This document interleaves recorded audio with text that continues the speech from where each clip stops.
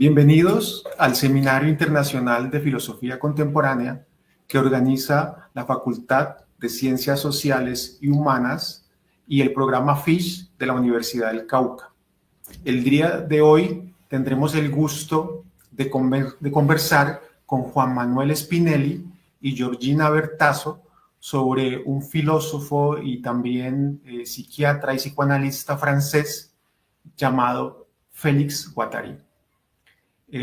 Apreciado Juan Manuel y apreciada Georgina, bienvenidos y muchas gracias por aceptar la invitación. Hola Javier, mucho gusto, muchísimas gracias a vos, a la Universidad del Cauca, es un placer estar aquí. Muchas gracias. Muchas gracias, Javier. Un placer también estar aquí con ustedes. El gusto es nuestro y pues ojalá podamos tener una conversación sobre este tema tan importante y al mismo tiempo tan complejo. Entonces, adelante, si les parece, podemos empezar. Bueno, genial. Ante todo, yo quisiera decir, Geo, si me permitís, ¿no? Que vamos a trabajar fundamentalmente con un texto de Guattari, que es del año 64, La transversalidad, que aparece en lo que es el volumen colectivo. Colectivo, bueno, no es una palabra muy feliz. Quise decir más bien que es una colección de textos múltiples que había escrito Guattari previamente, desde la década del 50 en adelante, pero que no había publicado y que aparecen recién en el 72 como psicoanálisis y transversalidad, justamente, y que reúnen algunos de los temas más importantes que venía trabajando Guattari, no solo a nivel teórico, sino en la práctica. Esto es muy importante. Y el de transversalidad yo creo que es crucial. Es crucial para pensar en un principio las transformaciones que Guattari se proponía llevar a cabo a nivel de la terapia, a nivel del trabajo con grupos, a nivel de lo que era, bueno, como todos sabemos, el trabajo con la psicosis, que realmente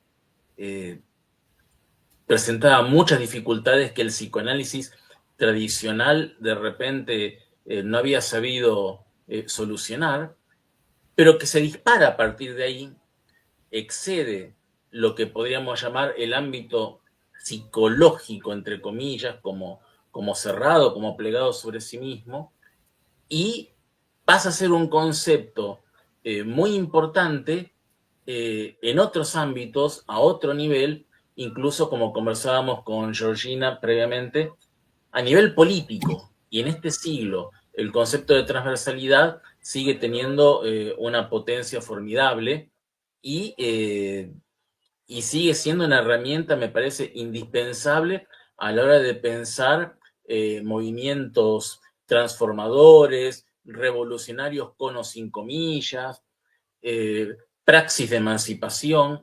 Por lo tanto, acá lo que vamos a ver en un principio es cómo surge este concepto de transversalidad, pero estaría bueno que después en la conversación charlásemos acerca de cómo puede romper este primer espacio justamente de manera transversal y aplicarse a otros ámbitos, a otros contextos, a otras luchas también. Así que bueno, yo no sé si vos querés decir algo antes de arrancar. Sí, totalmente de acuerdo. Como veníamos charlando, discutiendo acerca del tema, no solamente este concepto es indispensable para la teoría institucional, para la terapia de grupos, para el esquizoanálisis, sino que además, bueno, es un concepto que estructura de alguna manera la crítica al psicoanálisis que luego deriva en el antiedipo y que también está presente en Mil Mesetas, tanto a la teoría freudiana como a la teoría lacaniana, y que nos permite también pensar en estructuras políticas y cómo estructurar esas revoluciones políticas que también se da en las subjetividades, ¿no? Y lo que pensábamos con Juan Manuel era conversar a partir de algunas citas de este texto y de también el prefacio de Deleuze, que condensa de alguna manera muchos de estos conceptos de los que vamos a charlar a continuación. Así que si quieren podemos ir proyectando el PowerPoint. Bueno, el concepto central de nuestra charla es la transversalidad, por eso nos vamos a detener, bueno, vamos a hacer un recorrido acerca de la teoría de Guattari, pero nos vamos a profundizar en el concepto de transversalidad y en el texto La transversalidad de Guattari. Y en la primera diapositiva tenemos una cita que va, bueno, ahí vamos a ver en principio algunos conceptos, ¿no?, que van a estructurar la charla. Podemos pasar a la segunda diapositiva.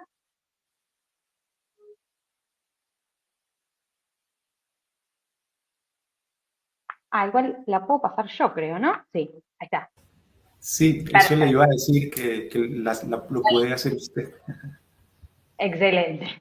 Bárbaro. Bueno, algunos de los conceptos que vamos a tratar y sobre los que vamos a charlar aquí es, bueno, la terapia institucional, como decíamos, el concepto de campo social y de deseo en Guattari, grupo sujeto, grupo sometido, el concepto mismo de transversalidad y el vínculo con los conceptos como verticalidad y horizontalidad, que están más ligados a el concepto de transferencia en Freud, después el fantasma de grupo y el fantasma individual, y luego, para cerrar, algo acerca de la práctica y la teoría psicoanalítica.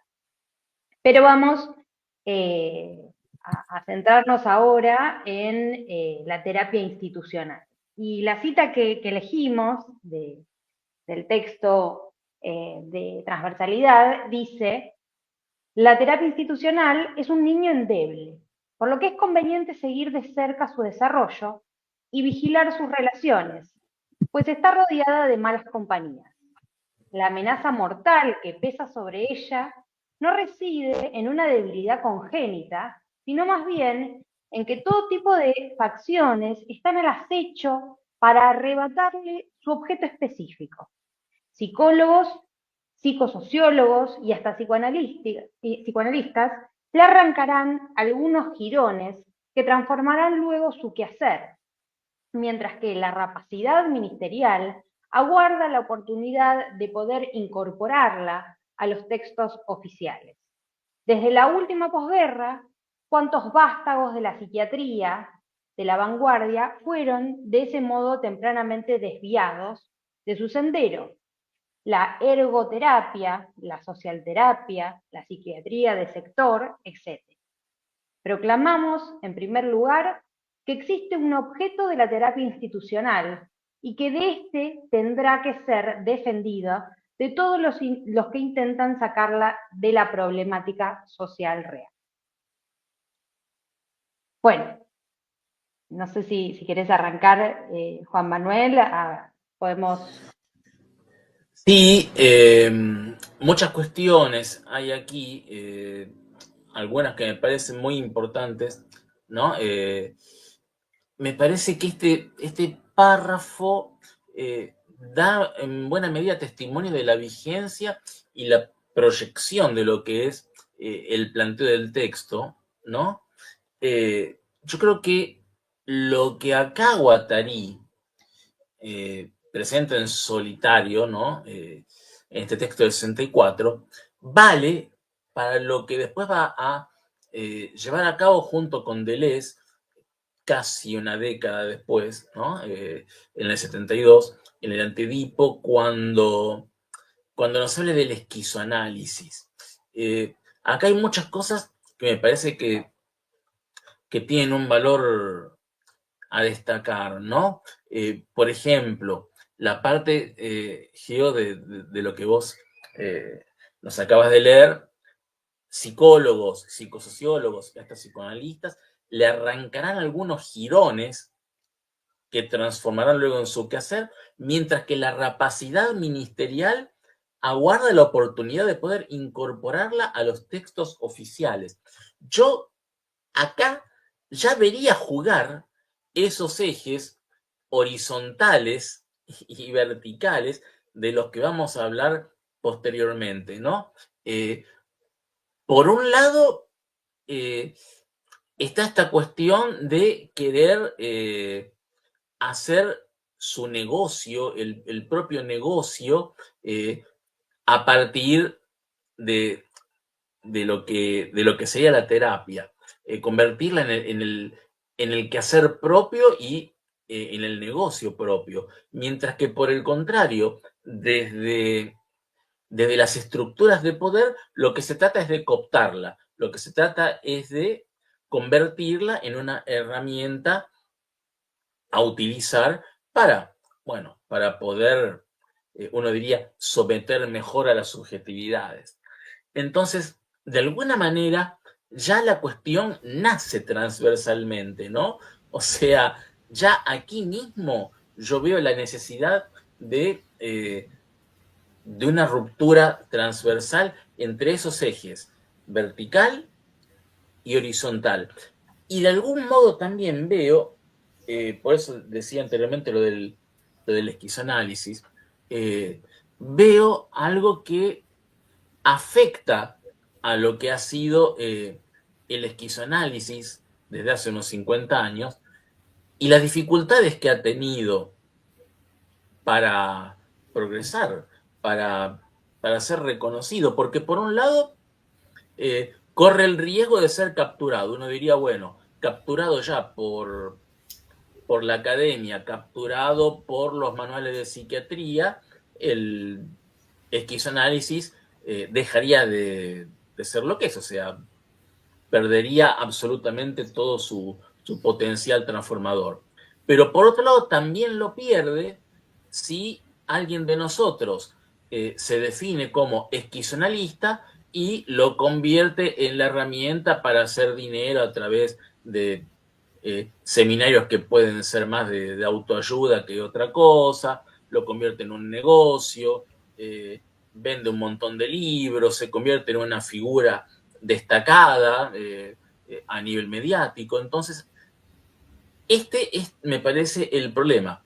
Y esta es la cuestión, ¿cómo podemos hacer para romper transversalmente entre esos dos ejes?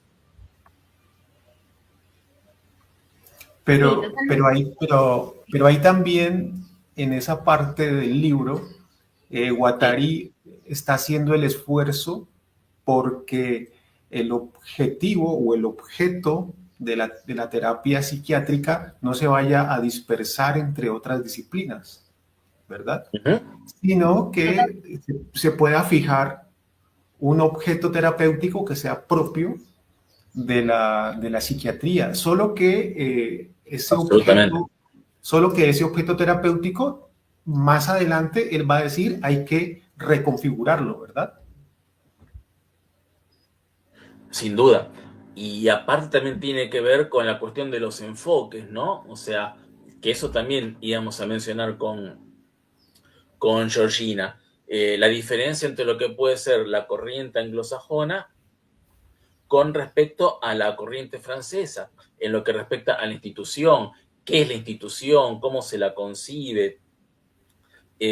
Los anglosajones más bien tienden a identificar institución con establecimiento. Y la antipsiquiatría, bueno, que tiene su importancia, por supuesto, que no deja de ser un referente importante, que ha hecho aportes valiosos, promovería más bien la desinstitucionalización. Siempre digo, en ese sentido, entendiendo institución igual establecimiento, esa ecuación básica, ¿no? Que que los pacientes, en todo caso, encuentren su lugar fuera de las paredes de la institución.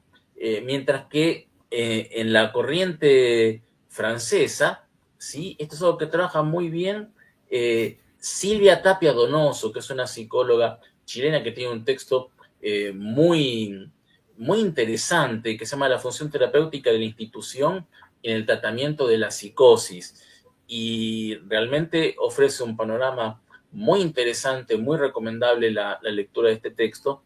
Y ella, cuando hace la confrontación entre la corriente anglosajona y la corriente francesa, justamente lo que plantea es que en vez de desinstitucionalización, en el caso francés, hablamos de desalienismo, y que en todo caso de lo que se trata es de llevar a cabo un proceso de transformación del establecimiento que es simultáneo al tratamiento de los pacientes. O uno puede decir también un doble proceso de transformación del lugar y de los sujetos, ¿no? Esto me parece muy importante, una clave decisiva a la hora de pensar la transversalidad, a la hora de pensar los grupos sujeto. Bueno, me parece que es ciertamente muy importante.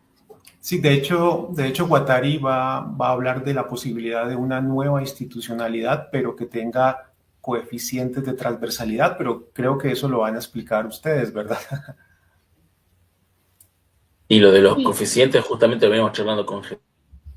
Yo quería marcar esto que también traía Javier, ¿no? En esta cita, evidentemente, Guattari está ponderando la terapia institucional. Sí. Con estos criterios, ¿no? Desmarcándose quizás de la corriente anglosajona, pero sí ponderando la terapia de grupo. Me parece que la institución y hacia donde va Guattari a contemplar la terapia institucional es a esta grupalidad, ¿no? El tratamiento a partir de la grupalidad. Entonces, de algún modo, lo que plantea Guattari en este comienzo, porque este es el comienzo del texto La transversalidad, es, bueno, están estos dos polos en donde puede llegar a caer la terapia institucional y tenemos que advertir estas territorializaciones, dirá Deleuze y Guattari, en donde se puede caer en la terapia institucional.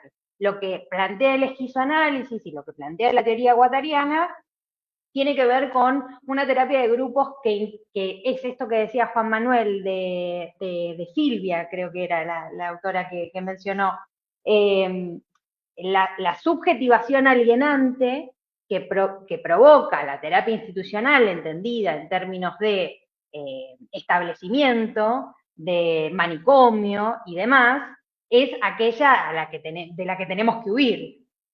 Y esto significa también que no podemos pensar una cura terapéutica sin un grupo, sin una institución, sin una, no vamos a llamar verticalidad, pero sí sin una transversalidad que contemple algún tipo de, no quisiera utilizar la palabra de liderazgo, pero sí que establezca algún tipo de relación en donde se pueda contemplar al otro, a los enunciados, a un grupo que enuncia, a un grupo que es oído, pero sin estar alienado de alguna manera. Después, esto de que Javier comentaba acerca de el coeficiente de transversalidad, da cuenta de estos umbrales que va a plantear Guattari, en donde la terapia institucional se mueve, dejando de lado la idea de dos polos totalizantes, en donde la terapia institucional se ubica, sino coeficientes y umbrales en los que se mueve la subjetividad dentro de esta terapia de grupos. Y me permitís, Geo, Voy a hacer otra extracción del texto que mencioné recién de Silvia Tapia Donoso.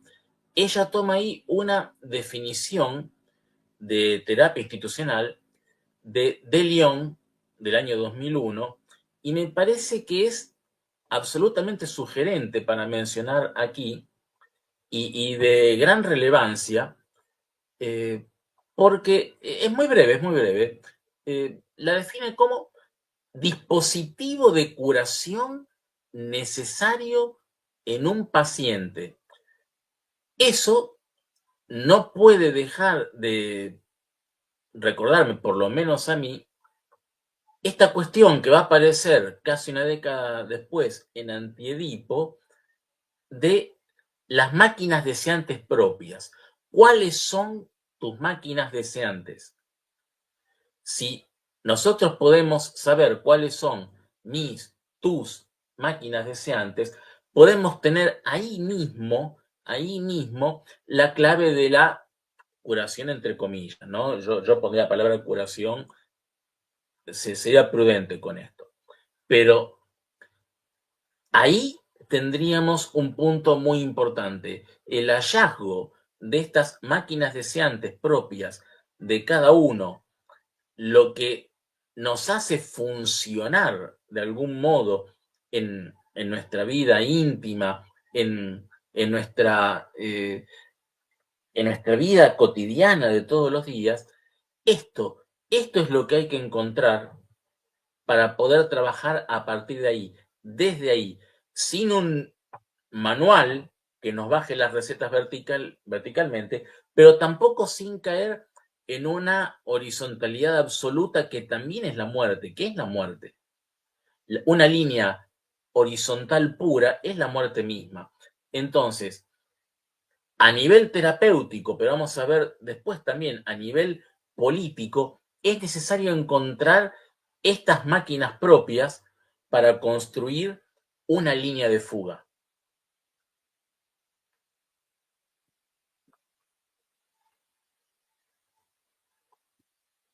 Perfecto. Si les parece, pasamos a la próxima. ¿Vale? Bueno, tenemos aquí el concepto de campo social, viene en línea con lo que veníamos charlando, y Guattari dice, la relación social no constituye un más allá de los problemas individuales y familiares. Por el contrario, podemos reconocerla en todas las instancias psicopatológicas y creemos su importancia es tanto más grande por cuanto debemos enfrentarnos con síndromes psicóticos que se presentan bajo los aspectos más desocializados.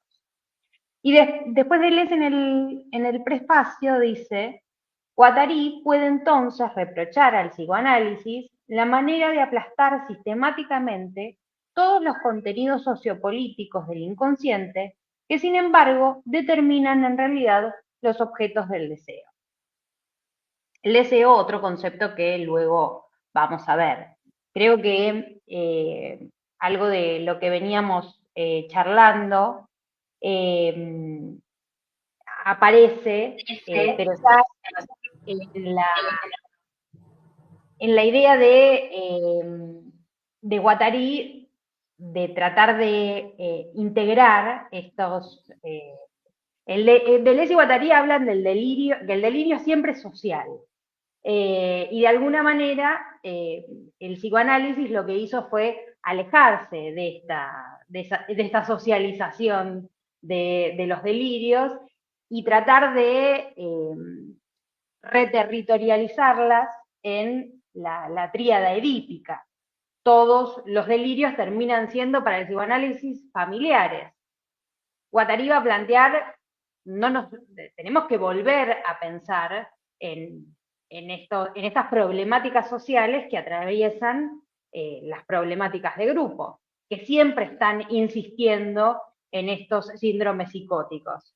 Nunca el psicótico tiene delirios que vayan más allá de lo social. Obviamente hay significados familiares, Pero bueno, hay, por ejemplo, les retoma a Melanie Klein en un momento y habla del caso de Richard. Melanie Klein analiza a este niño y Richard presenta un cuadro de ansiedad y el análisis, por ejemplo, que hace Melanie Klein se da en una escuela donde hay mapas y el niño constantemente está hablando de la guerra. Y bueno, y Melanie Klein hace el análisis de este caso y todo el tiempo está llevándolo a la tríada familiar. Cómo esa idea de la guerra se traduce en sus dinámicas familiares. Deleuze y Guattari después dicen, bueno, acá había una ansiedad y un temor del niño por la guerra, que estaba siendo completamente excluida del análisis porque el psicoanálisis todo el tiempo vuelve sobre la tríada familiar como si fuera aquello que agota la problemática psicológica. Y Deleuze y Guattari insisten, tenemos que volver a las problemáticas sociales, ¿no? No sé si Juan Manuel estás de acuerdo. Sí, sí, sin duda. Y lo que yo pensaba justamente es esta cuestión, ¿no? Esa definición que aparece en Antiedipo de que solo existe el deseo, lo que es del orden del deseo, en realidad sería algo más exacto en la traducción, ¿no? Lo que es del orden del deseo y lo que es del orden de lo social. Pero que es, me parece, una manera de reformular la vieja cuestión planteada por el marxismo de estructura y superestructura. Hay que ver que también estaba Lyotard escribiendo en aquellos tiempos sobre la economía libidinal.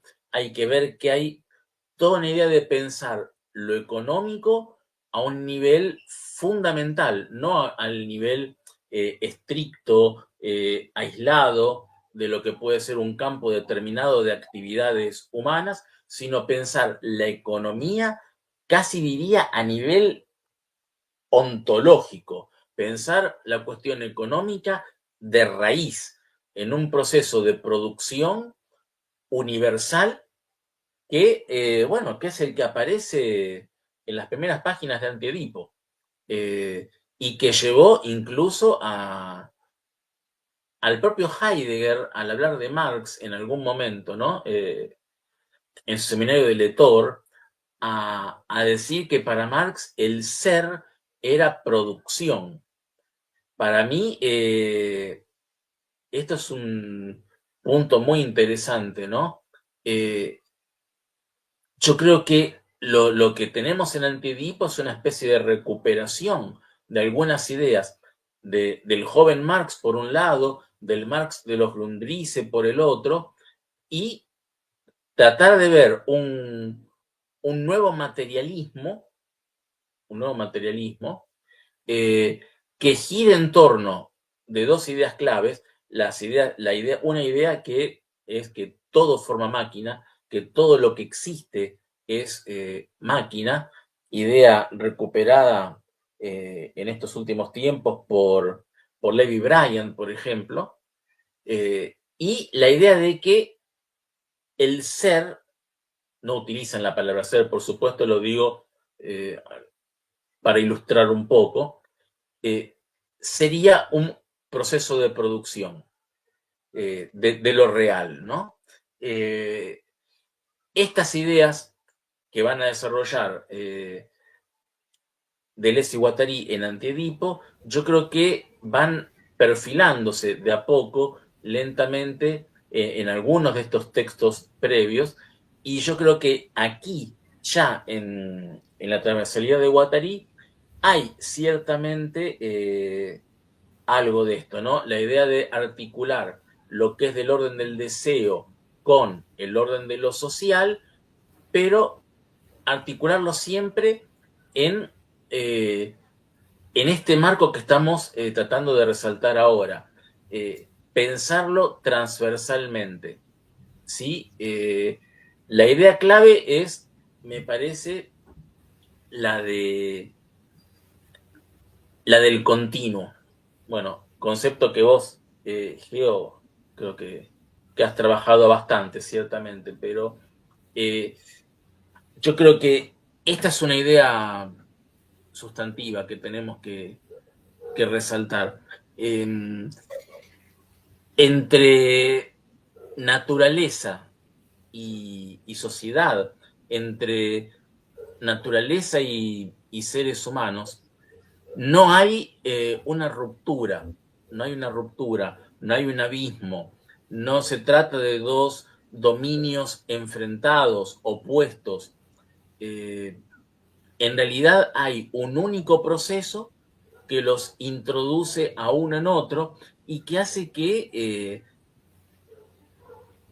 en cierta medida hasta sea difícil diferenciar uno de otro. Que esto también es algo que el marxismo había sabido plantear. Pero digo, esta cuestión de borrar los límites, de dibujar los límites, la frontera entre lo natural y lo social, implicar uno en el otro, implica tal vez justamente que tengamos que trazar transversales como las que estamos viendo aquí entre un ámbito y otro. Yo, a ver, ¿qué más querría decir? Si me permite, Sí, mientras Juan Manuel busca, esto que está planteando me parece que es muy importante porque mientras Foucault había dicho que la locura se determinaba desde una razón cartesiana como el error o como el fallido de la razón, lo que Guattari está planteando es que la locura se configura y se determina socialmente, o sea, hace parte de una configuración social. yes. Entonces me parece que eso es muy fuerte, ¿no? O sea, la locura misma como proceso de configuración de un campo social.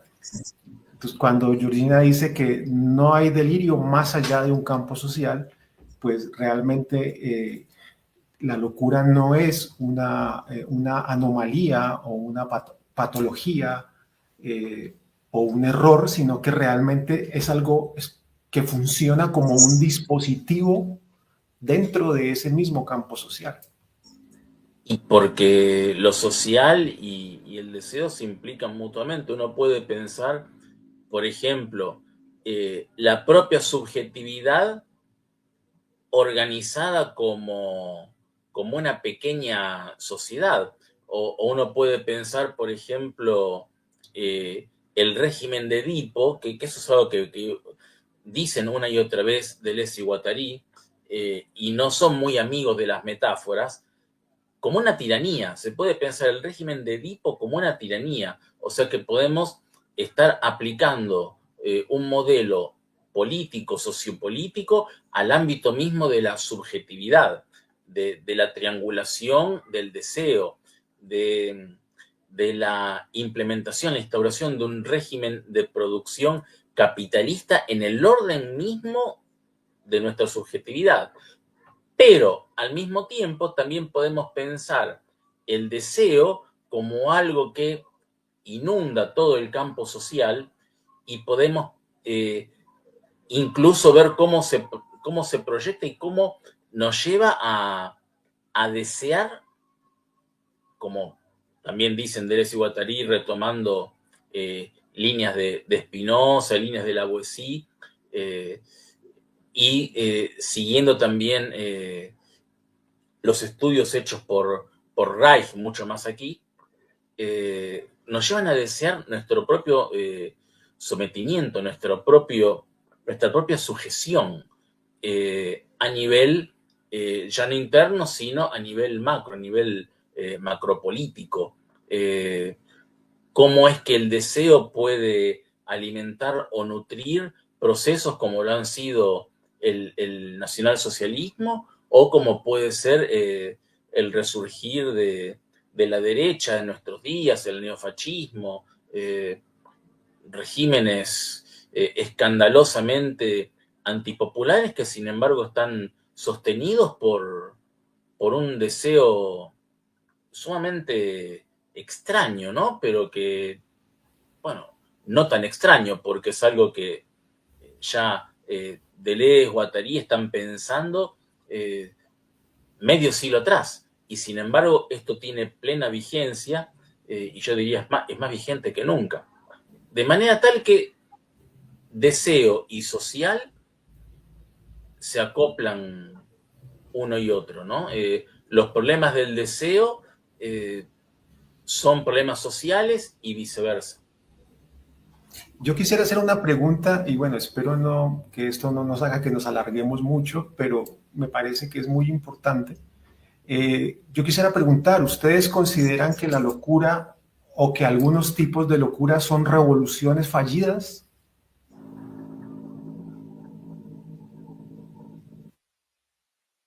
Es interesante la pregunta. Guattari para mí diría que sí. Pero yo creo que en función de lo que decías antes, en este texto Guattari habla de esta segregación entre el mundo de los locos y el resto de la sociedad, como una segregación un poco arbitraria. Yo creo que de alguna manera podríamos pensar en la patologización de las enfermedades mentales, como, bueno, siguiendo a Canguilhem y Foucault y demás, como algo que obtura de alguna manera la politización de estos delirios que de algún modo permiten que algunas personas puedan funcionar y sean funcionales al, al, capitalismo, a la sociedad, y que otras personas estén categorizadas como dentro de este mundo de los locos, ¿no? Creo que esta idea de, del delirio social remite a la politización de, de las enfermedades mentales y de algún modo creo que lo que plantea Guattari es que no podemos escindir nuestra subjetividad de la problemática social real, de lo que nos acontece políticamente, y que de algún modo tenemos que sí contemplar cuando hay una subjetividad alienada, cuando esa subjetividad no solo puede ser oída. Y cuando esa subjetividad, pese a que sea contemplada como dentro de este mundo de los locos, tiene un componente creativo, tiene un componente molecular, tiene un componente que no es solamente la reproducción social o la inserción dentro de esta lógica capitalista y demás, podría pensarse como revolucionaria. Por supuesto, esto tiene sus límites dentro de la sociedad en la que vivimos y también en el esquizoanálisis tiene sus límites en la práctica. Después nosotros estuvimos discutiendo algo de esto con Juan Manuel, porque después vamos a ahondar en estas ideas, pero de algún modo lo que Deleuze y Guattari proponen es que lo que hace el psicoanálisis es constantemente reproducir la lógica de capitalista y hacer adaptarse al sujeto a la realidad en la que vive, cuando debería de alguna manera tratar de modificar, transformar la realidad en la que vive, ¿no? Porque justamente porque la problemática es social. Sin embargo, bueno, esto se enfrenta con un desafío enorme, que es cambiar la estructura y la lógica en la que vivimos. Cuando, por supuesto, las problemáticas y los conflictos que nos aquejan y la problemática de salud mental que tenemos hoy por hoy es muy compleja, ¿no? Y cambiarla y plantearnos cómo a los terapeutas, ¿no? Plantear a los terapeutas como militantes que deben cambiar la estructura social es un desafío enorme, ¿no? Pero creo que el hecho de proponer esto como un horizonte, ¿no? En donde sea contemplada la problemática social y no remitirnos siempre a la individualidad del sujeto, a esta idea de que si el sujeto resuelve su problema familiar, bueno, va a resolver de alguna manera su problemática y ya. Bueno, creo que esto es lo fundamental. Después podemos discutir si ese horizonte es posible, ¿no? Y lo que yo creo es que también hay que tener en cuenta que Deleuze y Guattari nunca reivindicaron la figura patológica del loco, ¿no? O del esquizo. Esto lo dijeron una y otra vez, pero yo creo que no fue suficiente, ¿no? Y creo que algo de eso pesó sobre el esquizoanálisis y sobre el nombre mismo, ¿no? Del esquizoanálisis.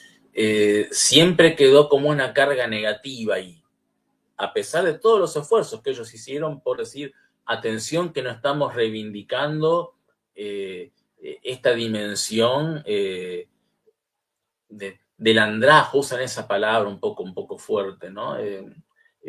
No estamos reivindicando eso de ningún modo. No es una reivindicación simplista de la locura bajo el ala del Mayo francés, una exaltación vulgar de la imaginación. Realmente la idea de lo esquizo va mucho más profundo. Ellos pretenden que vaya mucho más profundo, una dimensión pura de los objetos parciales que nunca pueden ser reconducidos a figuras globales, ni en un principio ni en el final. Es una apuesta ontológica muy fuerte, muy potente, pero bueno, nada. Ellos apuestan, yo creo, a las líneas de fuga. Y esas líneas de fuga, obviamente, que pueden encontrarse con obstáculos, de hecho, ocurre muy a menudo, obstáculos insuperables, pueden convertirse en líneas de fuga frustradas y pueden dar lugar a reterritorializaciones próximas o cercanas a la locura. En ese sentido, sí, yo creo que puede haber, podemos pensar casos de locura que sean revoluciones fallidas o que sean líneas de fuga frustradas. No creo que sea la única manera, pero creo que sí es posible pensar algunos casos de esa forma.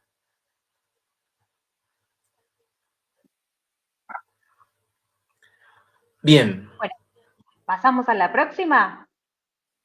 Dale, por ahí sería bueno, no sé, ¿hasta qué hora tenemos tiempo, Javier? ¿Hasta qué? Pues más o menos 1 hora y media, 1 hora y 40, podría ser máximo Bueno, 2 horas, máximo 2 horas. está bien, ¿no? Ok. Está bien.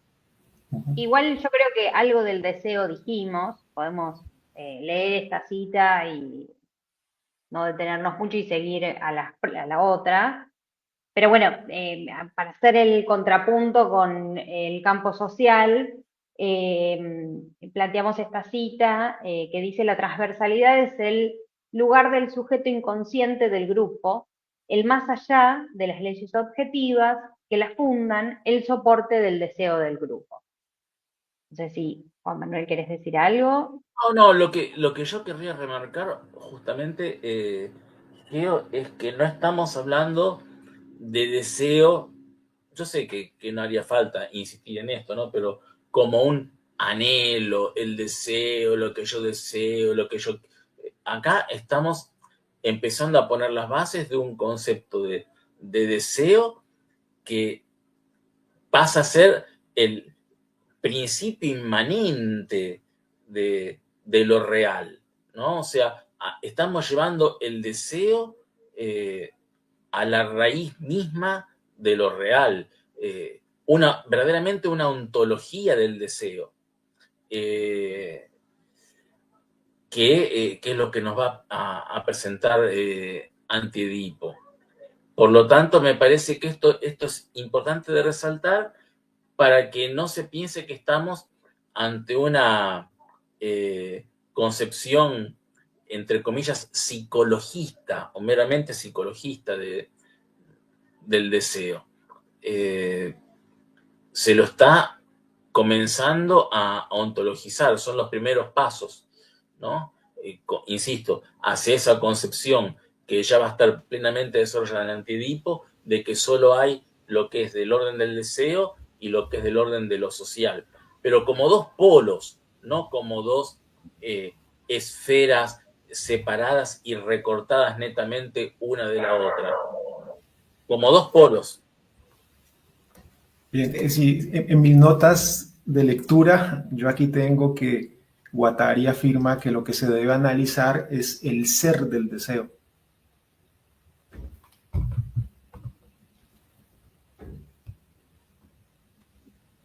Así es. Y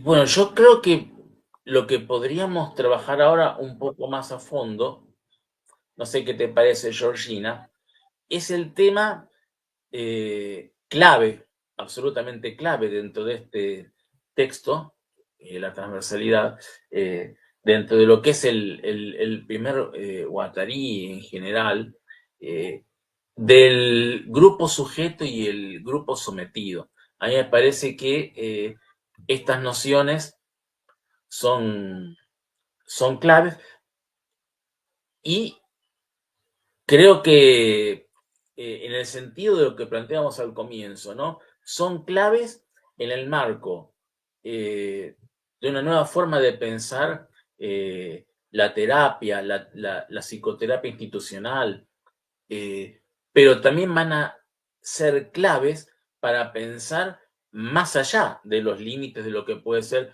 el hospital, el establecimiento psiquiátrico, van a ser claves para pensar la política, van a ser claves para reformular transversalmente la praxis de las minorías, la praxis de los sometidos.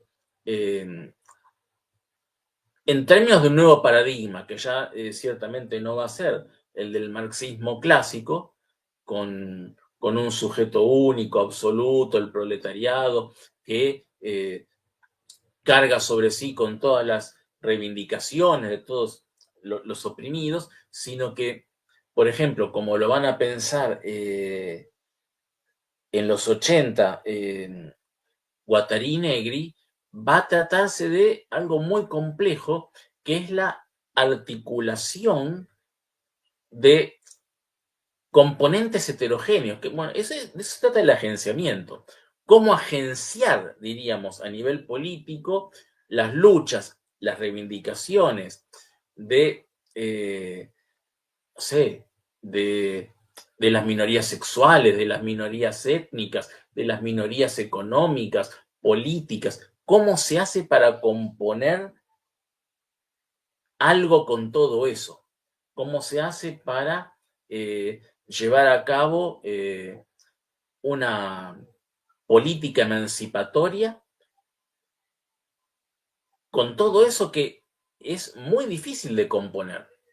Y lo vemos actualmente. El desafío sigue siendo el mismo, pero digo, ahí es donde vemos que el concepto de transversalidad va mucho más allá de lo que es el ámbito estricto de la terapia, de la psiquiatría, para convertirse en una herramienta para pensar la política. Y mucho más en tiempos en que es necesario reorganizarse para hacer frente a las nuevas formas de fascismo. ¿Qué es lo que tenemos que hacer? Ser transversales. ¿Pero esto qué significa?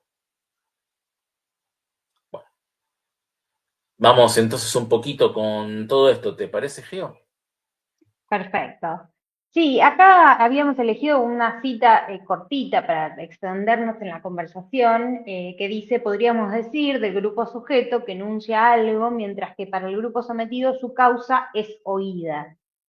Y como vos venías mencionando, de algún modo el grupo sometido está condenado a esta repetición estéril de enunciados estereotipados, ¿no?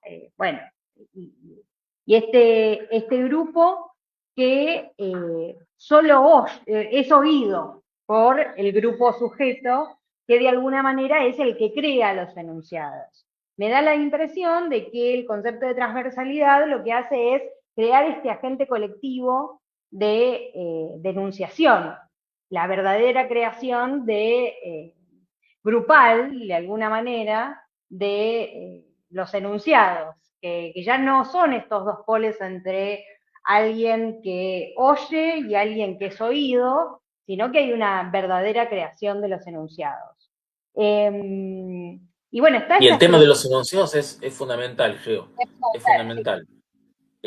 Porque es justamente una de las claves que van a trabajar después Deleuze y Guattari en su Kafka, ¿no? O sea, cuando se trata de establecer qué es una literatura menor, bien, se habla de tres cosas. Se habla de la desterritorialización, que es algo que va íntimamente ligado a la transversalidad. Se habla de que todo es político, ¿no? Y se habla de lo colectivo, de los enunciados colectivos. Por lo tanto, yo creo que aquí ya tenemos un punto súper importante y podemos ver cómo se empieza a construir algo en este sentido. Lo que está hablando Guattari aquí tiene que ver efectivamente con la terapia de grupo, con la terapia o psicoterapia institucional, tiene que ver con su trabajo en labor, pero evidentemente la proyección va mucho más allá de esos límites. Sí, y viene en relación con lo que vos mencionabas acerca de los agenciamientos, ¿no? De esta construcción a partir de elementos heterogéneos, donde hay una verdadera creación del enunciado, y esa verdadera creación del enunciado no se puede dar sin un agente colectivo, en donde no hay un sujeto individual. Y remitiendo a lo que mencionábamos anteriormente, no hay una problemática individual, hay una problemática social, política. La despolitización de la problemática genera que el enunciado sea individual, que sea solos del grupo sujeto, aquel que es el que crea los enunciados, instaura estos estereotipos, instaura estos diagnósticos en donde van a caer este grupo sometido a ser oídos, y como poner palabras. Creo que en un momento Guattari dice como remitir la palabra solo al lenguaje. Y creo que ahí va como una línea directa a Lacan, cuando, bueno, la palabra es mucho más amplia que el lenguaje. Y la politización de los enunciados y el enunciado entendido como creación de grupo, remite a esto. Guattari también identifica al grupo sometido con la estructura y al grupo sujeto con la máquina, ¿no? Y la máquina es este generador de ensamblajes entre elementos heterogéneos, que son estas problemáticas que no son individuales, sino que se construyen en la grupalidad.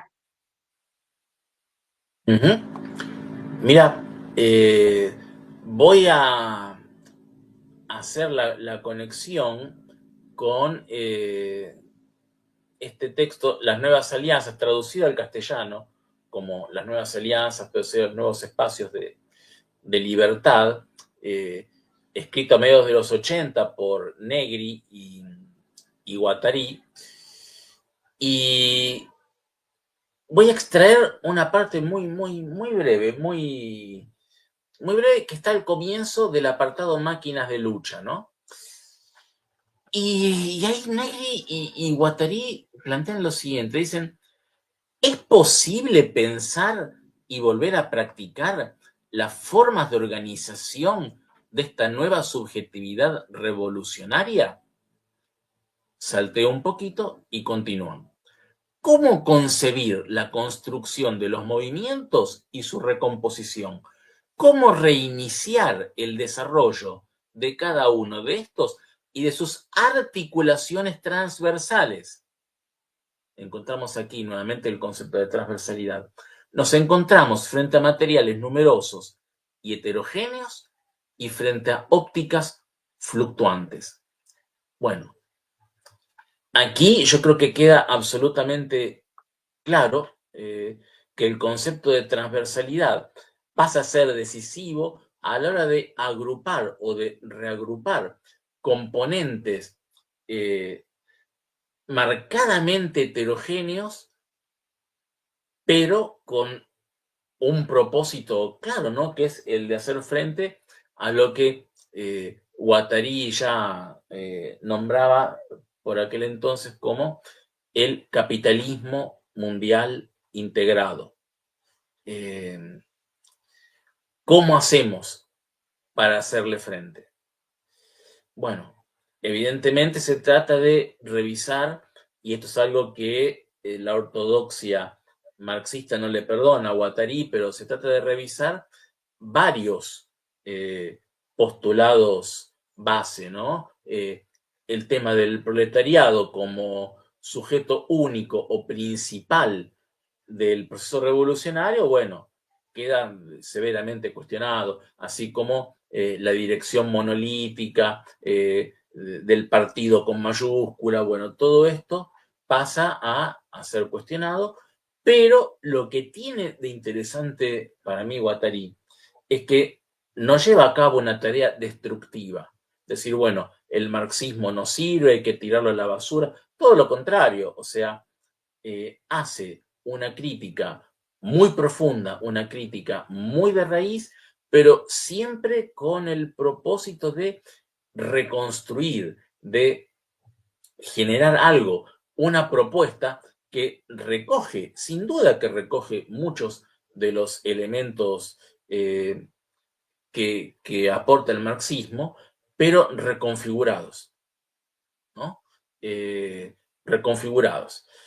Para Guattari ya es imposible pensar el proletariado como el sujeto revolucionario por excelencia, pero no porque sea antipopular, porque sea antimarxista, sino porque él considera que la nueva realidad así lo exige. Los desafíos que se presentaban ya en la década de los 80 y más aún en la actualidad exigen replantear la teoría.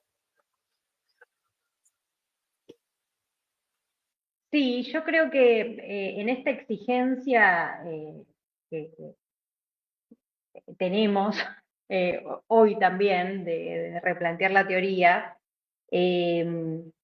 tenemos la exigencia que nos propone Deleuze y Guattari de superar estas categorizaciones estructurales en donde lo molar y lo molecular son dos polos de oscilación, ¿no?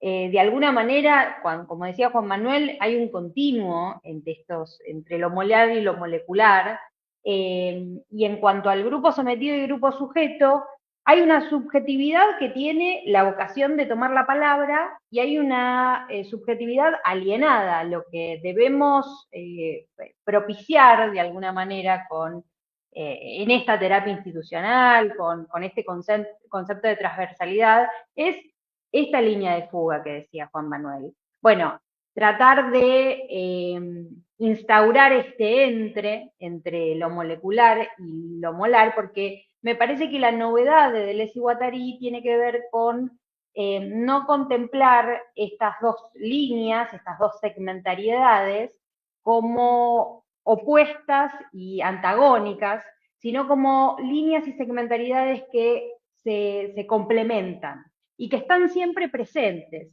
de las que no podemos escapar. Y creo que Guattari, con esta idea de terapia institucional, en donde parecería como que no cuadra demasiado en la teoría de Deleuze y Guattari hablar de terapia institucional, pero la terapia institucional es necesaria porque existe, porque la pura línea molecular sería línea de abolición, y la pura línea molar también es línea de abolición, con lo cual necesitamos esas dos líneas operando constantemente, y a partir de ahí darle, poner el foco en la línea de fuga, que es la que permite las formaciones originales de grupos activos, ¿no? Dentro de la terapia institucional, dentro de la terapia de grupo. El límite tiene que ir siendo desplazado de alguna manera y se tiene que volver inofensivo. Y este grupo sujeto y este grupo sometido tiene que interactuar de alguna manera en donde no haya un grupo que oye y un grupo que enuncia, sino una verdadera creación. Y en esta contemplación de las dos líneas que plantean Deleuze y Guattari, es donde se puede abrir esta posibilidad de la transversalidad, esta línea transversal en este tipo de sujetos. Pero bueno, por supuesto, como veníamos diciendo, es algo que en la práctica es complejo de motorizar de alguna manera. En el libro que estamos analizando y con el que estamos dialogando, él dice que hay que establecer, bueno, que la transversalidad permite establecer nuevos niveles de relación entre los diferentes miembros de un grupo, ¿no? De forma tal que si la relación es muy jerárquica, o sea, digamos de arriba hacia abajo, pues es un grupo que hace parte de una institucionalidad como clásica y digamos establecida. Pero sí, las relaciones de fuerzas y las relaciones de poder empiezan a fluir, tienen la capacidad de reestructurarse. Por ejemplo, en ese momento estoy pensando entre las relaciones entre los médicos y los enfermeros. Si se tiene la capacidad de poder generar unas nuevas relaciones, eso va a tener un impacto también sobre las relaciones sobre los pacientes, ¿no? Entonces ahí estaríamos hablando de una nueva dinámica, de un nuevo flujo de poder que establecería una nueva concepción de grupo y una nueva concepción de institucionalidad. O sea que la transversalidad permitiría un nuevo flujo de fuerzas y de poderes dentro de los miembros de un grupo. Totalmente, y esto que mencionábamos antes de coeficiente de transversalidad, yo creo que la novedad que propone Guattari es esta idea de los umbrales, ¿no? Que también está muy presente en Deleuze. Bueno, plantea que va a haber un coeficiente de transversalidad, no una transversalidad total, pero estas relaciones entre médico-paciente, entre médicos y enfermeros, que en algún momento podemos pensarlo como la pura verticalidad o la pura horizontalidad, que es aquellos polos que tratamos de trascender, bueno, va a tener diferentes coeficientes que nos van a acercar a esta dinámica o estas relaciones de poder más saludables para el grupo de alguna manera. En el texto también él retoma el ejemplo de Schopenhauer de los puercoespines, ¿no? Como, bueno, cuando se juntan, habla de la distancia conveniente, ¿no? Hay una distancia conveniente en la que todos se sienten al abrigo de todos los males, dice Guattari, retomando a Schopenhauer. Bueno, y esto es fundamental, porque es ese umbral, esa distancia conveniente que me permite estar con el otro, me permite soportar la alteridad de algún modo, me permite soportar la verticalidad o la horizontalidad, pero que de alguna manera sea saludable para el grupo, ¿no? Y creo que lo importante, más que lo saludable de alguna manera, es el componente transformador, que esa distancia conveniente nos permita transformar algo de esa subjetividad alienada. Absolutamente, y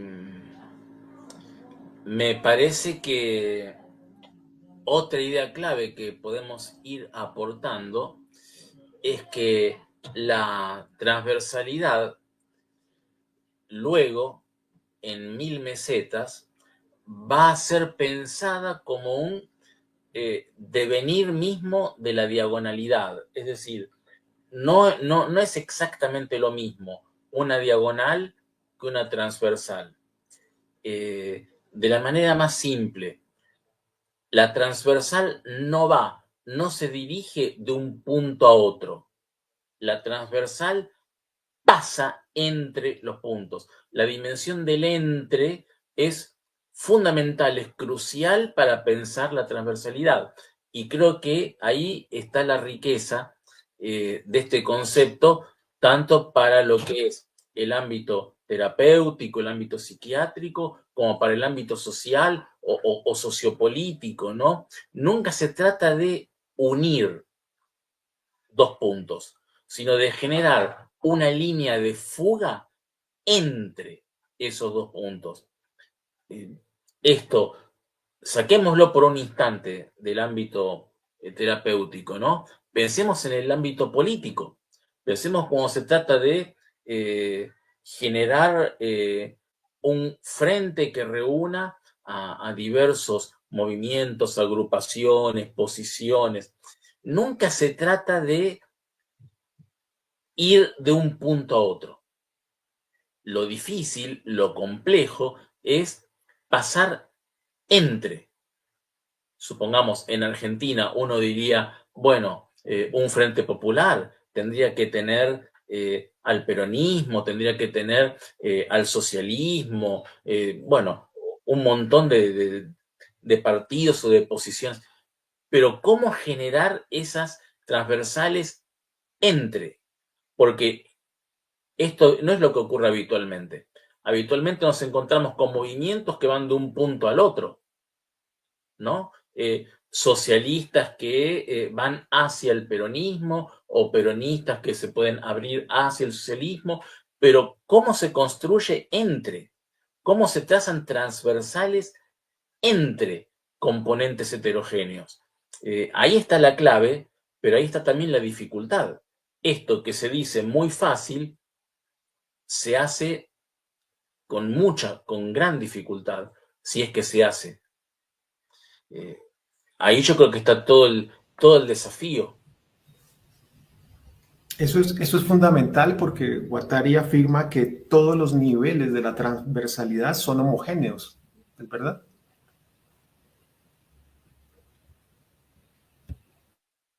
Y es. eh, Así que. Sí, Así que bueno. Sí, dale, Geo. yo creo que teniendo en cuenta esto que decía Javier y que decías vos, Juan Manuel, estos niveles de transversalidad tienen que generar una redefinición estructural, una redefinición de los roles, ¿no? Porque esta idea de que no tiene que ser de una línea de un punto a otro, a lo que remite es que tiene que haber una reorientación del conjunto, ¿no? Para que esos enunciados sean una verdadera creación de enunciados y un verdadero agenciamiento colectivo de enunciados. Porque uno puede pasar de un punto a otro, tener una idea de una línea transversal y demás, Pero si solo es en la enunciación de quien enuncia, bueno, nos quedamos medio a mitad de camino. Yo creo que lo potente del concepto de transversalidad es la idea de que este ente modifique y reorganice este grupo, este rol, de alguna manera, ¿no? Pero bueno, no sé si quieren seguir con las próximas diapositivas. Ya estamos. Como diga Javier. No, el tiempo es de ustedes. Ustedes, si quieren, pueden seguir, podemos seguir unos 10 o 15 minutos más. Perfecto. Bueno. Bueno, ahora vamos, ya casi llegando al final, con el concepto de transversalidad en sí mismo. Trataremos no de dar definiciones, pero sí acercarnos a una idea. Y Guattari plantea en el texto lo siguiente, dice: la transversalidad es una dimensión que pretende superar los dos impases, la de la pura verticalidad y la de la simple horizontalidad. Tiende a realizarse cuando una comunicación máxima se efectúa entre diferentes niveles y sobre todo en los diferentes sentidos, el objeto mismo de la investigación de un grupo sujeto. Nuestra hipótesis es la siguiente: es posible modificar los diferentes coeficientes de transversalidad inconscientes en los diferentes niveles de una institución. Esto que mencionábamos acerca de los coeficientes, de diferentes intensidades, un concepto muy importante en Deleuze también, esto de la intensidad, ¿no? Cómo la intensidad va en diferentes umbrales, modificando el inconsciente. Después vamos a ver el fantasma de grupo, ¿no? Que el fantasma de grupo termina siempre siendo aquello que inunda la problemática social, ¿no? Que está presente siempre en la problemática que parece individual, en la subjetividad que parece individual, pero que siempre insiste en nuestro inconsciente, el deseo de alguna manera, ¿no? Y siempre hay coeficientes de transversalidad que es posible detectar o poner en marcha, ¿no? Es decir, no existe la transversalidad cero. Pero sí puede ocurrir que la transversalidad esté en un segundo plano o relativamente aplastada en regímenes donde predomina la verticalidad o, por el contrario, la horizontalidad. Que nunca pueden ser absolutas a sí mismo, ¿no?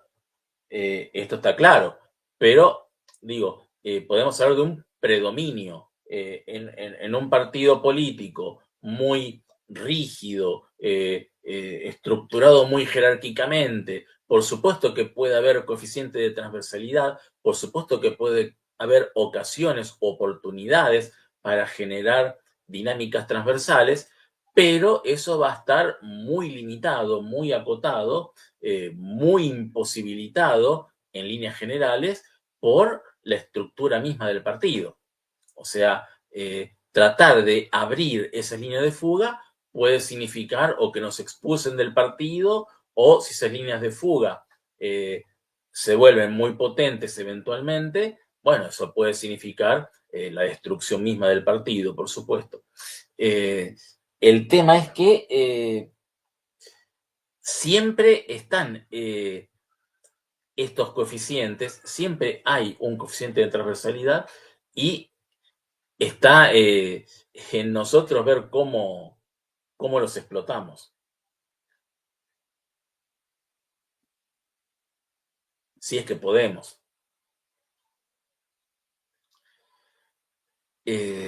Por otro lado, no sé si querés mencionar algo más de 1000 mesetas.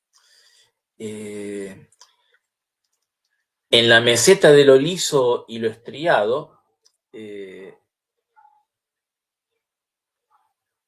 lo que hacen Deleuze y Guattari es contraponer dos modelos, ¿no?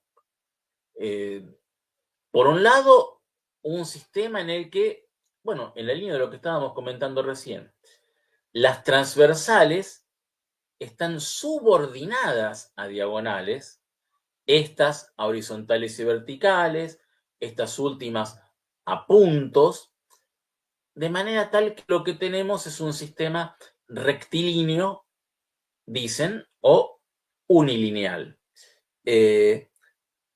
Y este sistema expresa las condiciones bajo las que un espacio es estriado, y en él, dicen también Deleuze y Guattari, la línea opera como un contorno, como un perímetro, como un marco, y es una línea de carácter representativo.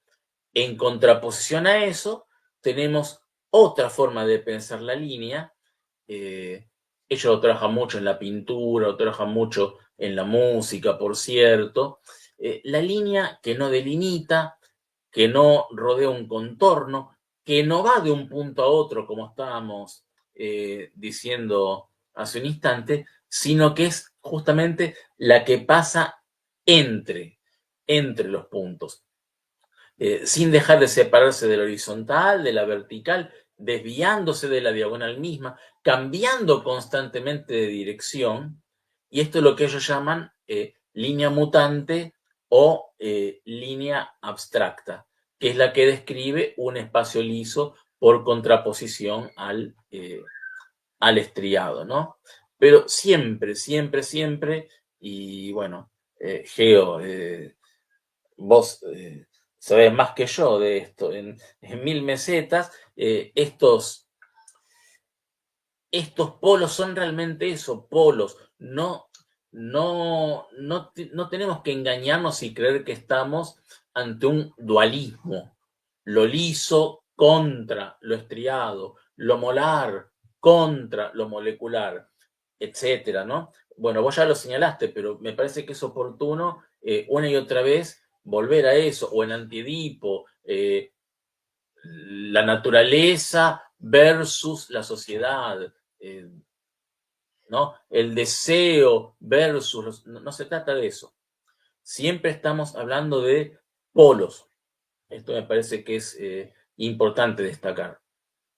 Sí, y en relación con la idea de continuo, ¿no? De la que vos hablabas al principio, Claro. ¿no? Y esta idea de, quizás no es muy feliz el concepto de necesidad, pero hay una complementariedad entre estos conceptos, ¿no? Lo liso y lo estriado, lo molar y lo molecular. No podría existir nada sin lo molar, y a la vez tampoco podría existir sin lo molecular. De alguna manera creo que la novedad del planteo de Deleuze y Guattari es esta complementariedad, este continuo entre elementos heterogéneos, el agenciamiento de estos dos componentes, que en este caso, porque estamos nombrando molecular y molar, el liso y estriado y demás, pero la complementariedad y el agenciamiento de componentes heterogéneos sin que esto sea determinante en la teoría, sin que esto estructure la teoría de alguna manera y que plantee la plasticidad de estos conceptos, ¿no? Cómo estos conceptos son necesarios para pensar la realidad en la que vivimos, que no podemos quedarnos ni en lo molecular ni en lo molar. Tenemos que pensar en este continuo de dinámicas y lógicas que van mutando a través del tiempo. Algo que también Guattari menciona, por ejemplo, cuando estamos hablando de las problemáticas, retoma a Freud y lo que dice es, bueno, en la evolución hay muchos tipos de angustia que van variando y que determinan una época, ¿no? Y que de alguna manera van mutando y que no son antagónicos ni que uno suple al otro, sino que se van transformando, ¿no? Y Guattari menciona que Freud también dice hay un peligro externo, que es como el efector de esta problemática, en cuanto a la terapia de grupos y demás.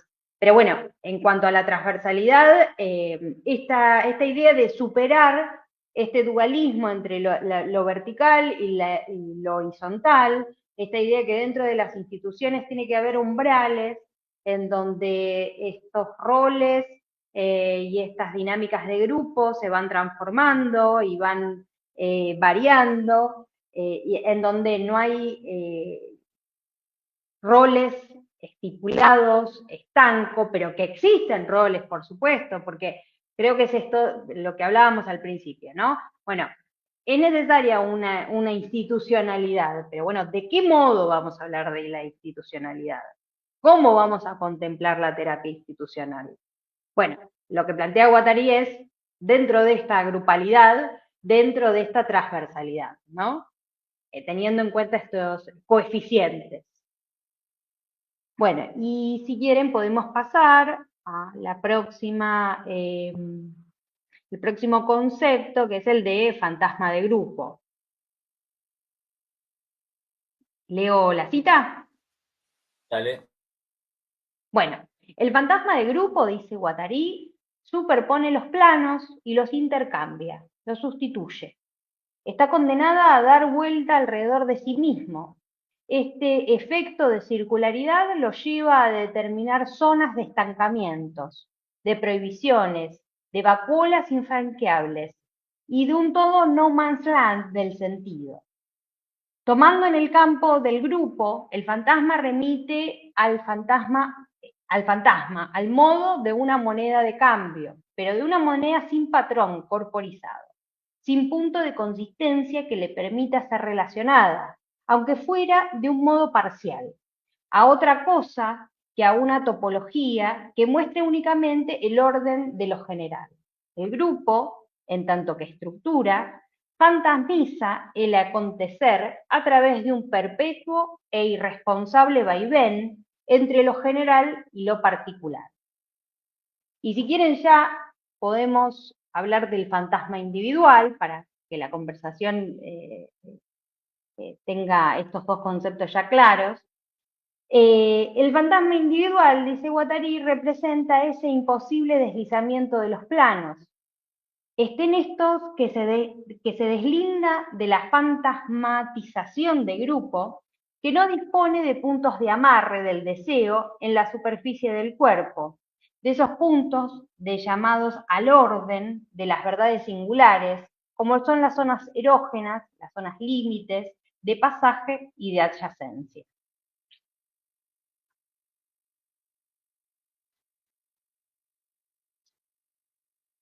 Bueno, no sé si tenés algo, Juan Manuel. Yo creo que en esta idea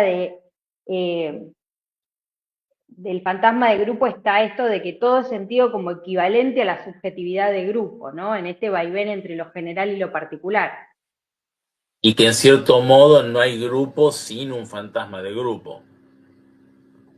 Sí, y esto que decíamos del delirio social, ¿no? De que, bueno, siempre hay una problemática social real, como dice, que está en el grupo insistiendo, que persiste en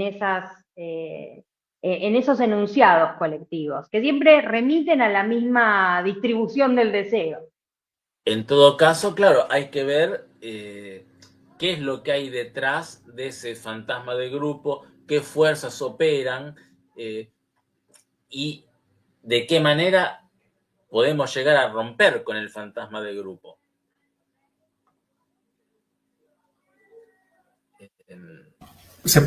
¿Podrían, por favor, qué pena, como hacer una definición como de cuál sería el fantasma de grupo? O sea, ¿cómo lo podríamos definir de forma muy concreta? Podríamos pensarlo en principio como aquello que le da su identidad, aquello que lo hace ser él mismo, ¿no? Como algo que territorializa, si se quiere, al grupo, pero que en definitiva lo que tenemos que ver es cómo podemos romper con ese fantasma eventualmente para pasar a una instancia nueva. Hay que ver qué es lo que hay detrás de ese fantasma que nos unifica. Muy bien. Y en el caso del fantasma individual sería lo contrario, sería como la ausencia de una especie de unidad, según lo entendí. Sí. Si querés, a ver, Georgina, ¿podés releer nuevamente la partecita del fantasma individual? Sí, yo creo que lo primordial acá es el hecho de esta imposibilidad de deslizamiento entre los planos, ¿no? Como dice la cita. En el fantasma de grupo existe esta creación de enunciados que supone la grupalidad, ¿no? Que supone la realidad compartida en algún punto. ¿Sí? En términos laganianos no, pero en términos guattarianos quizás esta problemática social real que es un fantasma que compone al grupo, que está dentro de ese grupo, que oscila entre lo general y lo particular. En el caso del fantasma individual, es esto de que no tiene puntos de amarre en la superficie del cuerpo. No hay verdades como singulares, ¿no? Entonces, me da la impresión de que lo que plantea Guattari es ese fantasma de grupo es el que está todo el tiempo insistiendo en la grupalidad y en la terapia institucional. El remitir todo al fantasma individual, esto que decíamos al principio de el psicoanálisis remitiendo siempre a la tríada familiar, termina no amarrando nunca en la problemática social real, en la corporalidad real, en la materialidad, ¿no? No sé si estás de acuerdo, Juan Sí, Manuel. pero así como el grupo está sostenido por un fantasma de grupo, el individuo está sostenido por una especie de fantasía individual, justamente que lo individualiza, que le da una cierta estructura, que en cierto modo es grupal también, porque involucra a otras personas, otras figuras, pero en realidad sería esto, ¿no? ¿Qué es lo que sostiene fantasmáticamente al grupo como tal? ¿Qué es lo que sostiene al individuo como tal? Y hay que ver, en definitiva, cómo, cómo eso que nos sostiene al mismo tiempo tal vez nos oprime o nos limita. Por ejemplo, yo pienso en la metamorfosis.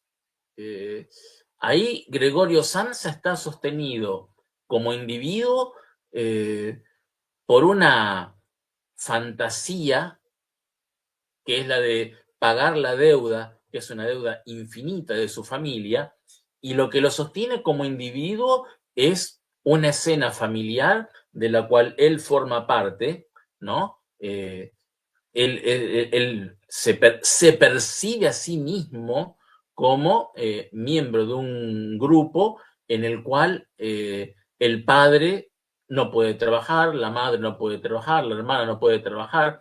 Ahí es fantástica la ironía, ¿no? Cuando Kafka describe eso es espectacular porque, bueno, el padre, pobre hombre, un hombre de 50 años, ¿no? Robusto, no puede trabajar. Ya, no. La madre, dedicada a las tareas de la casa, no puede trabajar. La hermana, bueno, que era una criatura delicada, dedicada al estudio del piano, no puede trabajar. Ahora, él se sostenía como individuo a partir de una imagen de sí mismo que era la de proveedor, pero de repente hay algo que opera justamente una línea de fuga en eso, que rompe con la forma en la que él se percibe a sí mismo. Tal vez no sea una operación consciente, no es que se lo haya propuesto, pero llega un punto en el que él se despierta convertido en un insecto, ¿no?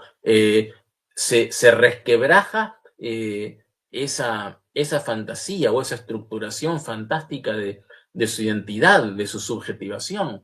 Se rompe en pedazos.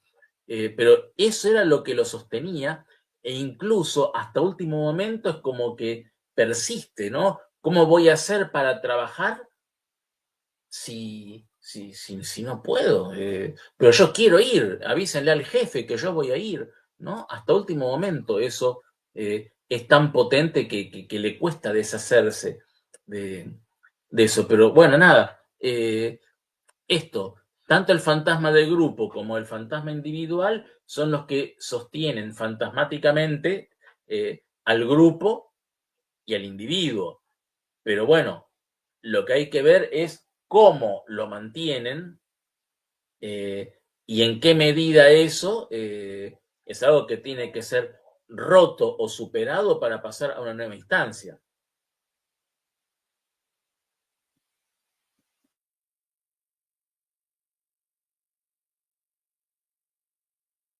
Bueno, y no recuerdo bien cuál, bueno, acá tenemos lo de la práctica y la teoría psicoanalítica.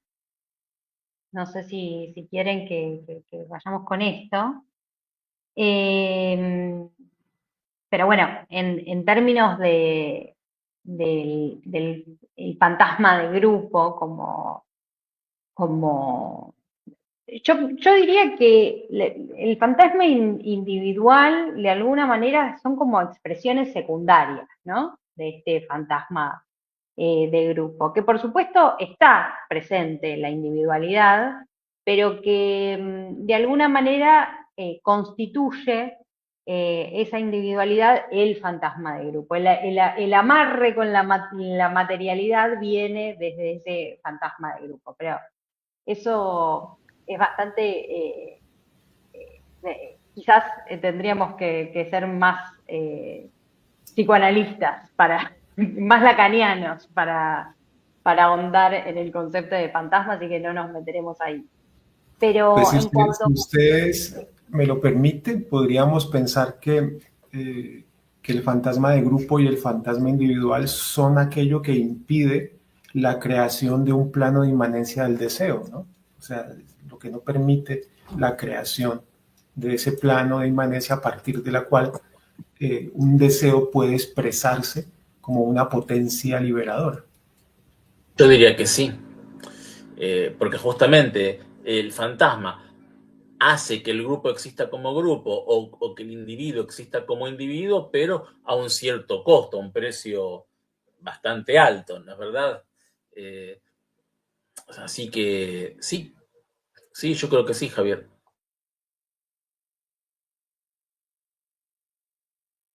Totalmente. Bueno, y para cerrar, vamos con la idea de práctica y teoría psicoanalítica. Y Guattari, en realidad, Deleuze, en el prefacio, dice: a veces el militante político y el psicoanalista se dan en la misma persona, y en lugar de permanecer estancos, no dejan de mezclarse, de interferirse, de comunicarse e intercambiarse.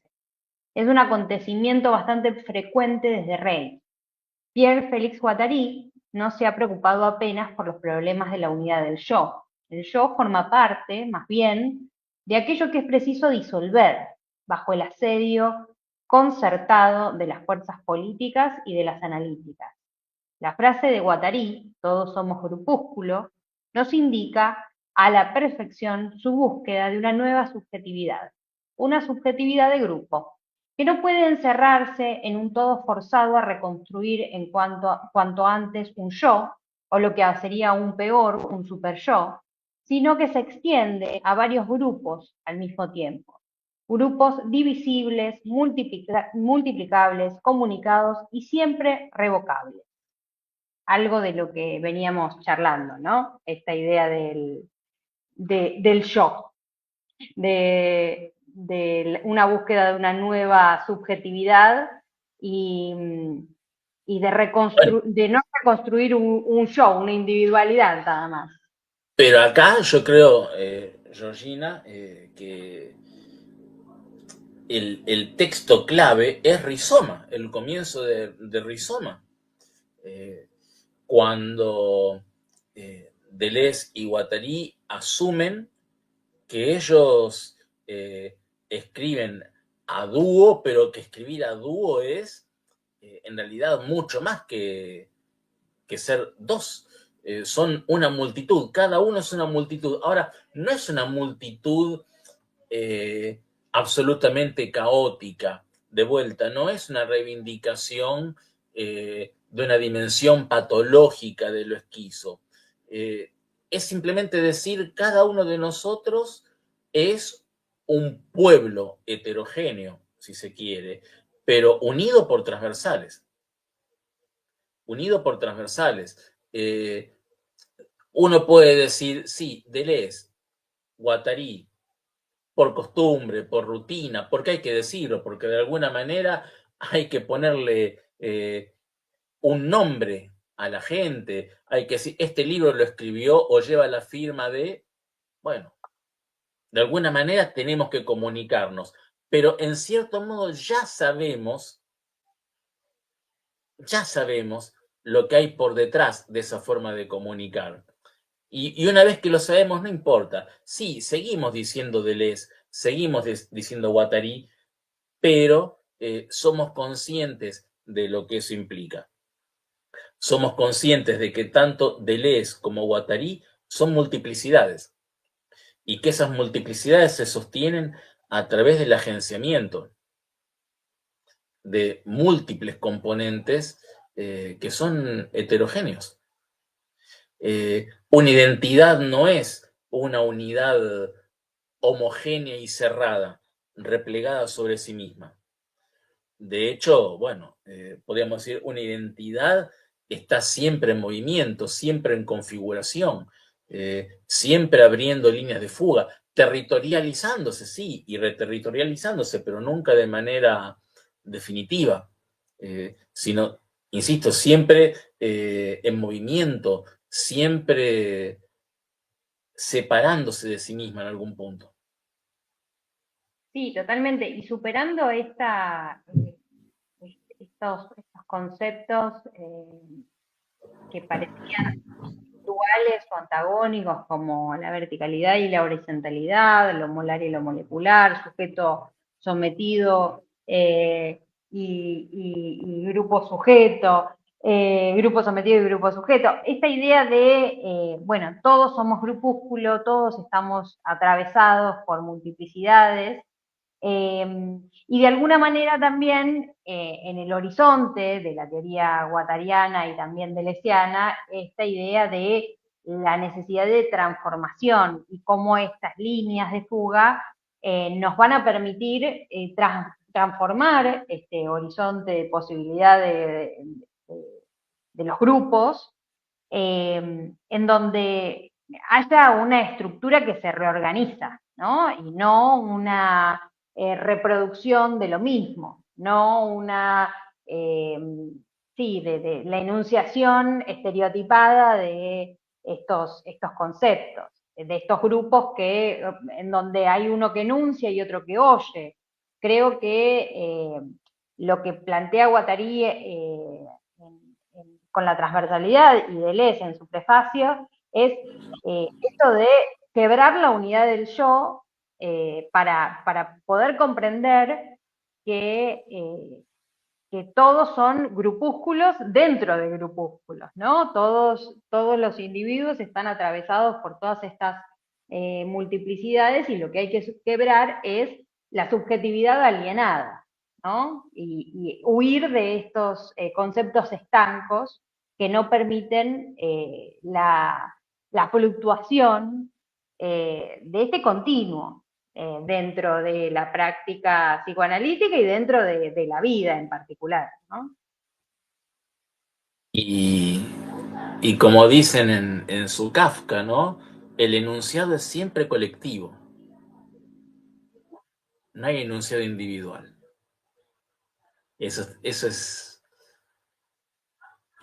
a mí me encanta. No hay enunciado individual. La subjetividad de grupo, ¿no? Hay una subjetividad que es siempre grupal, que siempre que está atravesada por la alteridad, ¿no? Tomando a la alteridad como grupo también, dentro de toda esta conexión de flujos. Tanto hacia adentro como hacia afuera, adentro y afuera, entre comillas, ¿no? Sí.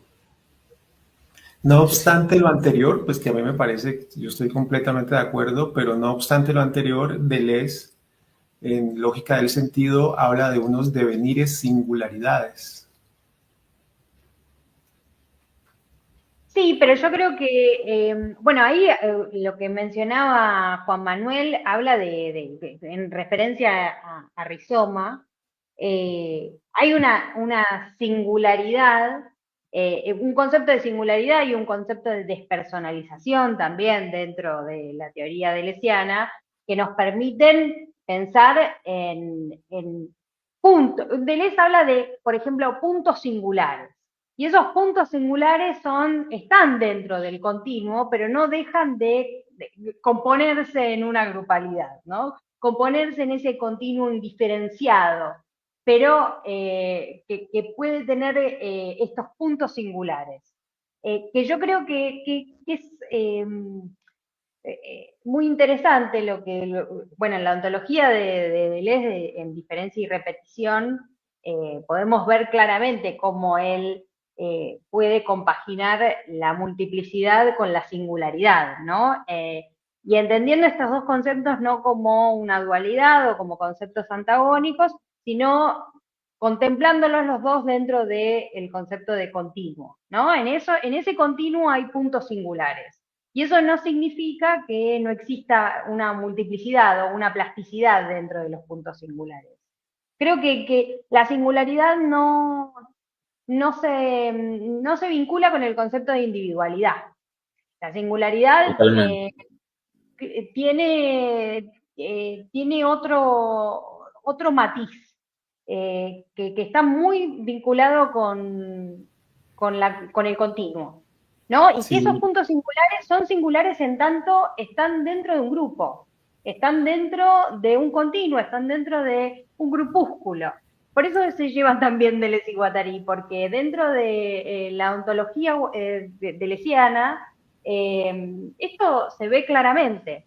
Y esto es lo que podemos pensar en términos de individualidad y grupalidad, ¿no? Como si pensamos en vez de en términos individuales, en términos singulares, esa singularidad está contemplada, o sea, está construida a partir de ese continuo, ese grupo, que no es un concepto límite.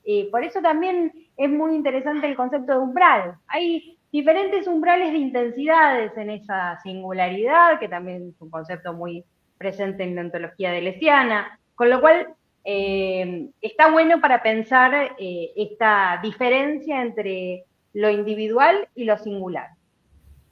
Mira, yo por mi parte cierro, me parece muy, muy bueno lo que acabas de decir, con una cita del comienzo de las Nuevas Alianzas, el texto al que me referí anteriormente, de Guattari Negri, y creo que ahí está muy, muy, muy claro, muy patente lo que acabas de señalar.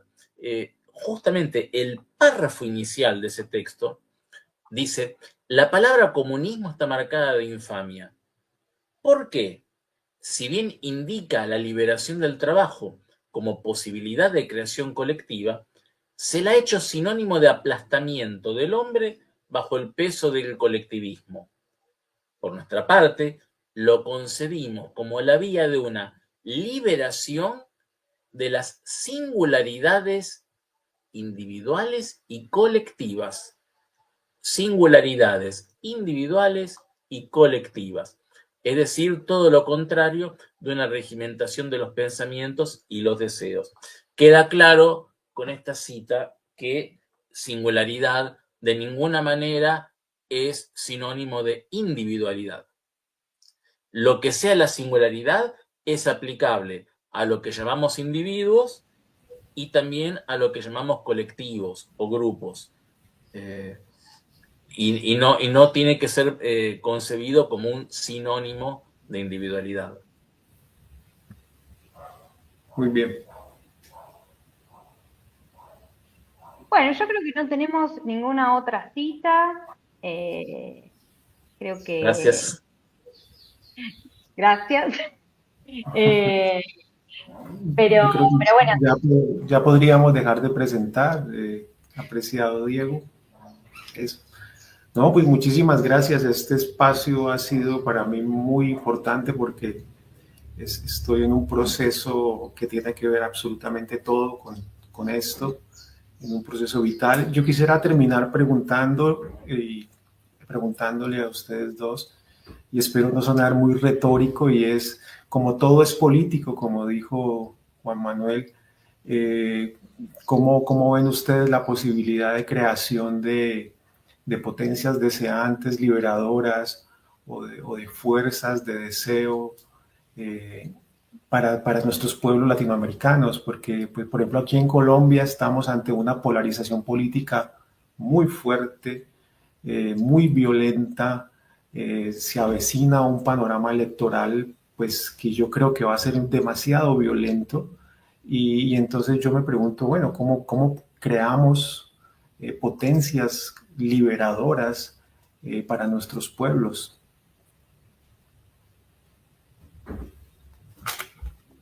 Bueno, de eso hablábamos con Georgina antes de esta charla, ¿no? Creo que tenemos que ser un poco optimistas. A mí me cuesta, o sea, yo quiero ser optimista, pero me cuesta un poco. Yo creo que estamos en un momento muy difícil. Cuando yo decía que el planteo de Antiedipo, ¿no? Con respecto a las masas que desearon el fascismo, con respecto a esto de desear los propios mecanismos de opresión de nuestro deseo. Bueno, yo creo que esto lo estamos viviendo de una manera aterradora. O sea, decir que Antiedipo sigue vigente, bueno, sí, es así, pero uno desearía que no fuese así, que no fuese así. Lo estamos viviendo en carne propia. A mí me cuesta, esto es lo que yo le decía a Georgina, por más herramientas teóricas que tenga a disposición, me cuesta aceptar y entender lo que está sucediendo en nuestro país y en otros países. Me siento de algún modo impotente. Tal vez no tanto para comprender en algún punto, sí para transformar, sí para modificar. A veces uno siente que le habla a una pared. A veces uno siente que no hay forma de llegar a esas personas que se ven afectadas económica, simbólicamente, en toda su existencia, y sin embargo siguen apoyando desde el deseo, desde la pasión, desde sus pulsiones, aquello que los está destruyendo. Sinceramente, Javier, yo hoy por hoy yo no quiero ser pesimista, insisto, pero no tengo la clave. Lo único que te puedo decir es que voy a seguir trabajando y pensando y comprometiéndome para abrir líneas de fuga. Pero hoy por hoy, te digo, mi experiencia, mi sentimiento no es muy optimista. no es muy optimista. Por lo menos a corto plazo. Quiero creer que a mediano plazo algo va a suceder, pero a corto plazo lo veo muy, muy oscuro. Perdón, Georgina. Yo creo que yo comparto la pena. Creo que los tres compartimos la pena de estar atravesando, creo que lo que charlábamos con Juan Manuel, momentos claves de la historia mundial, no solamente de nuestra región. Sin embargo, me parece que es fundamental la micropolítica, ¿no? Si hay algo que debemos poner en valor en este momento es la potencia de la micropolítica, la potencia de los lazos sociales, la potencia de las conexiones regionales, de empezar a poner más en valor los vínculos con nuestros países vecinos, con nuestra región, con la historia compartida, con la historia de sometimiento compartido, y que eso sea realmente, creo que la única forma de escapar a la violencia de la hegemonía es poner en valor los lazos como grupos sometidos que somos, y que esa micropolítica sea el principio de una lucha regional, ¿no? Y una lucha que nos incluya a todos como latinoamericanos. Y creo que desde ahí es la única forma de hacerle frente. Creo que igual no es una problemática que atravesemos solo regionalmente. Creo que estamos en un momento de la humanidad complejo, y los pueblos latinoamericanos tenemos la capacidad de sobreponernos a cuestiones terribles, ¿no? Y si hay algo que podemos poner en valor en este momento es eso, ¿no? Esa micropolítica, esa fuerza de los pueblos latinoamericanos que pueden sacar de la precariedad cuestiones, formas de hacer política de una manera distinta, ¿no? Formas que realmente son ejemplo en el mundo. Con lo cual, si podemos agarrarnos de algo, creo que es de eso, ¿no? De la micropolítica y de la fuerza de los pueblos latinoamericanos. Y lo que yo agregaría sin abusar del tiempo es que al menos podemos saber qué es lo que no funciona. No funciona el discurso esclarecedor, iluminador, ir y decirles a las personas, a la gente, vos no entendés lo que está pasando, tenés que abrir los ojos, este sistema te está destruyendo, este gobierno. No funciona en absoluto. No funciona para nada. Ahí es donde se ve que la hipótesis de Deleuze y Guattari era notablemente acertada. Hay algo que se moviliza a nivel de la pasión, a nivel del deseo, a nivel interno, entre comillas, porque, insisto, no diferenciamos entre interno y externo en términos absolutos, pero para graficarlo de algún modo, hay algo que está operando ahí y que yo creo que es en gran medida producto de todo un trabajo muy fino, redes sociales, medios de comunicación. Hay una modelación del deseo que hasta aquí ha sido muy poderosa y contra la cual poco y nada hemos podido hacer, pero tenemos que trabajar ahí. Si algo tengo que decir es eso, que esa micropolítica, que esa militancia a la que hace referencia Georgina, hay que darla en estos nuevos espacios, en los espacios de las redes sociales, también en la calle, por supuesto, no hay que perder esa dimensión, pero es en el plano de las redes, creo, donde se ha trabajado muchísimo el deseo, los fantasmas de los fantasmas de los que hablábamos previamente. Si nosotros dejamos de lado ese espacio, creo que perdemos gran parte de la batalla.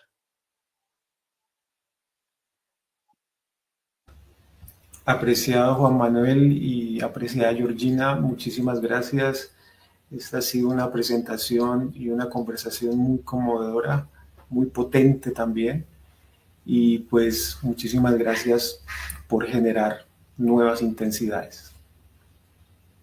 Muchas gracias, Javier. Muchas gracias a la Universidad del Cauca. Muchas gracias por esta oportunidad que hemos tenido de expresarnos y bueno, y seguiremos siempre, por supuesto, en contacto. Muy amable. Gracias, Javier. Gracias por este espacio de conversación. Bueno, les mandamos un beso enorme y esperamos encontrarnos en otra oportunidad. Que así sea, gracias. Nos vemos.